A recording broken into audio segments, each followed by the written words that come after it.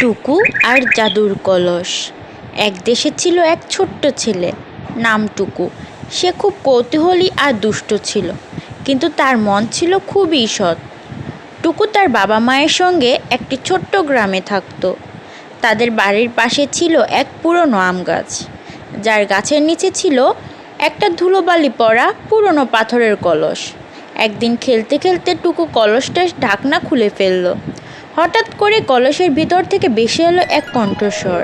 ধন্যবাদ টুকু, তুমি আমাকে 100 বছর পর মুক্তি দিলে। আমি এক জাদুকরি কলস।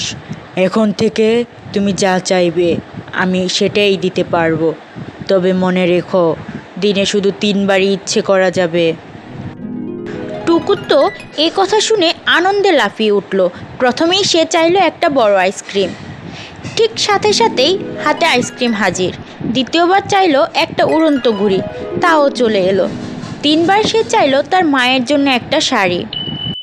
কলস আবার বলল, আজকের মতো যথেষ্ট, কাল আবার দেখা হবে। বিদায় বন্ধু। টুকু প্রতিদিন এই জাদুর কলস দিয়ে ছোট ছোট চাওয়া পূরণ করতে লাগলো। পড়ার বই, খেলনা, এমনকি বৃষ্টির দিনও রংধনু। কিন্তু একদিন গ্রামের অন্য এক লোভী ছেলে বাবলু টুকুকে দেখে ফেলল। সে রাতে লুকিয়ে কলসটা চুরি করে নিল। বাবলু বলল, এইবার আমি রাজা হব। কিন্তু কলস বলল, শুধু সৎ আর ভালো মন যাদের, তাদেরই আমার ক্ষমতা পায়। তুমি লোভী, তাই আমি আর কাজ করব না। এই বলে কলস আবার পাথরের মতো নীরব হয়ে গেল। টুকু পরদিন কলস না পেয়ে খুব দুঃখ পেল। কিন্তু দুপুরে সে দেখলো কলসটা আবার ফিরে এসেছে, সেই পুরনো আম গাছের নিচে।